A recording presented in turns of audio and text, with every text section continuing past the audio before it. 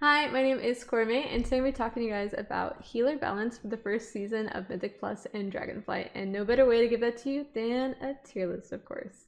So if you've been spending any time on the beta healing keys or watching somebody else heal keys, the thing you're probably gonna notice is you have to spend a lot more time healing than you did in Shadowlands. So in Shadowlands, the healer meta was almost never defined by how much healing the healer could do, and almost exclusively defined by how much damage that healer was bringing. So in season 1, we saw Ashen Hollow Paladin dominating. Season 2, a mix of Vesper Totem from Shaman and Ashen Hollow. And season 3 and 4, it was just always Holy Priest giving PI to the Warlock. And that's all that really mattered, and you'd make up for like any other gaps in healing by tools elsewhere inside the group. In Dragonflight, that's not really looking to be the case. It's looking like there's going to be a lot of fights where your healer actually needs to bring a lot of throughput and good tools and like good forethought to get through these fights, which for someone like me who's a healer and likes healing, this is exciting. I'm excited to have dungeons where the healing feels meaningful. The things your healer is doing feels meaningful and impactful more than it has been in the past. And we're making this tier list. We're going to be keeping in mind the ability for some of these healers to get through these harsh points in the dungeon, because I think there are some healers that are going to struggle way more than others to get through some of these fights based on the damage patterns, as well as utility and damage, which is something we were ranking on in Shadowlands as well. Without further ado, let's get into the tier list. So I'm going to start at S tier and then go all the way down. I am going to fight a healer in every single tier, unfortunately. And the first healer I'm going to rank is Evoker. So Evoker is our newest healer. It is a short range healer. That is one of the few cons to this class. This class feels like it was built for dungeon healing. And what I mean by that is a lot of its spells are budgeted for 5-man healing. Dream Breath hits 5 people, Spirit Bloom hits 5 people. You have a talent that makes Living Flame cleave. Most of the time you use that for damage, but you can also make that heal, and it hits up to 5 people. You have a button called Zephyr. It protects you and up to 4 other party members, meaning 5 people from 20% AoE damage. It's basically like 20% avoidance. You also have your AoE button, which is Rewind, which, similar to Tranquility and Divine Hymn, is scaled up when you aren't in a raid, so that it does double healing outside of a raid. In addition to that, Evokers also do the most damage, at least the most damage that shows up on a meter out of all of the healers. They have an ability, they press it every 30 seconds, and then subsequently buffs another ability called Living Flame, so Fire Breath and Living Flame. And as long as they do that sequence every 30 seconds, they're going to top damage meters relative to these other healers. It's really efficient because they don't have to spend a lot of active time doing damage that way. They don't have as much direct damage to healing conversion as something like a Disc Priest, Holy Paladin, or Mistweaver has, but because they have to put less time into doing the damage, it's reasonable for them to do a lot of damage in these dungeons. In addition to that, Evoker is also bringing Lust. So right now, the Lust classes are Hunter, Mage, Shaman, Evoker. Right now it's looking like Hunter and Shaman are out of the running, and it's between Mage and Evoker. So if Mage isn't meta, that may automatically give Evoker a spot just for the Lust. I know you're thinking, what about Wrestler Shaman? We'll get to that later. We're just talking about Evoker right now. Yeah, that's basically where Evoker stands. Really good healing. They do require a little bit of forethought for their healing. I may go into this a little bit later to compare Evoker to our other S tier healer, which is Resto Druid. So Resto Druid has another really good toolkit and healing profile to deal with a lot of like the hard bosses and hard points in these dungeons for healers to get through. They have tools like they can do 2-minute Convoke or 1-minute Convoke, 3-minute Trank or 2-minute Trank, as well as just their general mastery healing and ability to heal in a 5-man is really good. They do also have like a little bit of setup, sorry about that. But for the most part, I think they do really well with just like reactionary healing, especially since they have a Convoke. Their damage itself is alright. It's not as amazing as Evoker's is on the meter. However, Resto Druid is bringing Mark of the Wild. So Mark of the Wild is, in my opinion, a bit overpowered. If we look at other buffs that you usually want instead of a key, you want Lust. And then there's a bunch of other buffs that are kind of optional, and those are Arcane Intellect, which is only going to affect your casters, Shout, which is only going to affect your like melee doers, and then you have Magic and Physical Debuff, which you know, sometimes multiple like ranged and melee damage dealers benefit from it, but for the most part, none of those buffs are like universally buffing your whole group most of the time. There are exceptions to that.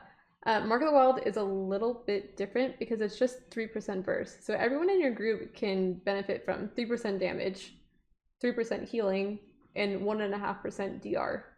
It basically feels like Mark the Wild is going to be required in your 5-man Mythic Plus groups. We'll have to see how this turns out, but I think it's going to be really strong, and you're either going to want a Resto Druid or what's looking like in the meta right now, a Guardian Druid. And I think that whichever one of these healers ends up being meta has a lot less to do with which one of these healers is stronger and a lot more to do with what the rest of your group brings like or looks like and what they bring. So if you need a Lust, it's Evoker. If you already have a Mage, it's probably Resto Druid. And there's other scenarios in there, but again, I might make another video to address just this. But moving on, in A tier, I think we have Holy Paladin. So Holy Paladin, surprisingly, is not doing a lot of damage right now, but what they are doing is making your group feel real comfy. And what I mean by that is they're bringing good healing and good utility. I think with double beacon or even just having access to Beacon of Virtue, they have a lot of tools to deal with like the bursty damage patterns in these hard bosses right now, especially with things like AM and 1-minute sack. In addition to that, they also have a battle res. While their damage isn't super high, they, unlike most classes, they don't lose damage when they're having to do a lot of healing because damaging is part of their rotation. So their ceiling isn't high, but their floor meaning like the lowest damage they're going to do, it also isn't as low because they aren't having to like lose as many globals to do damage and take away from their healing. That's how they've always been, and that's usually why they've always done so well in the damage department. Their single target is a little bit lower. Their AoE is actually quite good on large pulls because Shield the Righteous is for the most, I think it's capped at like 20 or something, some ridiculous number that doesn't even matter. So there are some dungeons where they can do really good like overall damage, but for the most part their damage is lower than these other two. But I do think they still deserve to be an A tier because they bring really good healing and really good utility inside of a dungeon, and that might just be enough for them to do well. In B tier, we have Resto Shaman. So Resto Shaman, outside of Evoker, also brings less if there's no mage, and then they bring really good healing. And when I say really good healing, I don't think it's as good as these other three at all. I think it's just better than the other three that I have down here. So take that with a grain of salt. I think they have great CDs with Ascendance, Spirit Link, and Ancestral Guidance.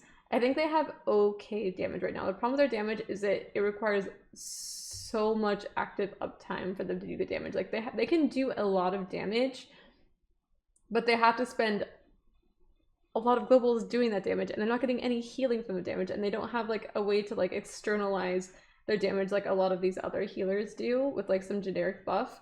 So that's why they're kind of B tier. I think they're just like middle of the pack. The damage buffs definitely helped them, but it didn't bring enough for them to do higher than B tier, I think.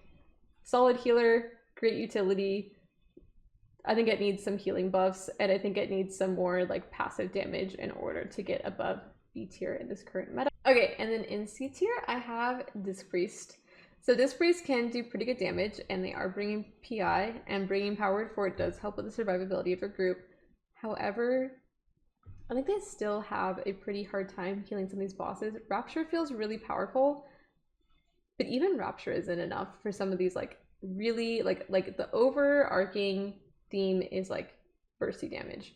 And you would think that Disc Priest would be really good with that, with like Schism, Mind Games, and Penance, and like that window and having like those little bursts, but it's not enough. It's just not enough, and Rapture sometimes isn't enough. I was able to do some high tyrannical keys. I've seen a lot of different builds that people are playing, so people trying to go down like the dark side and doing like Wheel and Woe and like all these different things, and they've also gotten like a flash heal buff since the last week when we got through testing, so maybe they are a little bit better, but I don't think it's enough to bump them above C tier in my opinion. I think their damage is good and PI is good, and if we were in a meta where like we've seen in the past where like healing didn't matter as much, like easily, you know, like it would go up here. but I think for them, they're going to struggle a lot to heal. It's possible if you're playing around it correctly, and I'm sure we're going to see some good disc priests doing it. In fact, I know it because there's some good disc priests out there, but I don't think that's enough for me to change my mind about them, because I think the same could be said for these other two specs, and they're going to be able to do better even so. Okay, moving on to Holy Priest. I am putting Holy Priest in D tier. So Holy Priest really struggles to heal a group during a lot of these like burst C damage events. They've always just been like kind of like a constant classic throughput healer. The CDs they have right now are so unmeaningful. Like Divine Hymn does not feel good to press in a 5-man, and Apoth is not nearly as good as it was towards the end of Shadowlands, especially without you having like flash concentration and stuff in order to get like your Serenities back. It just feels really unfun, in my opinion. I think it feels really unfun, and it's really hard to heal with. I'm sorry if you love Holy Priest, but I am ragging on them today. I really disliked playing this in Keys. It was looking super good at the beginning because it was doing so much damage, but like after the health changes and after their damage got nerfed, I think they quickly just plummeted all the way to the bottom of this list. And yeah, I don't think they're fun to play in Keys. I don't know what the fix is for them, but they need something to help them a little bit with like being able to do enough like cleave meaningful burst healing to get through some of these fights. And I think their damage is fine. I think especially since they bring PI, their damage is fine, and that's not something that needs to be looked at.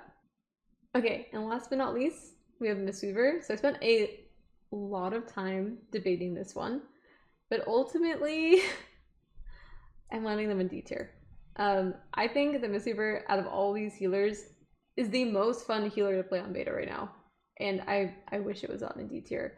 You put down Awakened Phalanx, you're constantly doing healing by doing damage, and then you're pressing Rising Sun Kick, you're putting out Renewing Mist, you're constantly extending them, you're just constantly having HOTS out.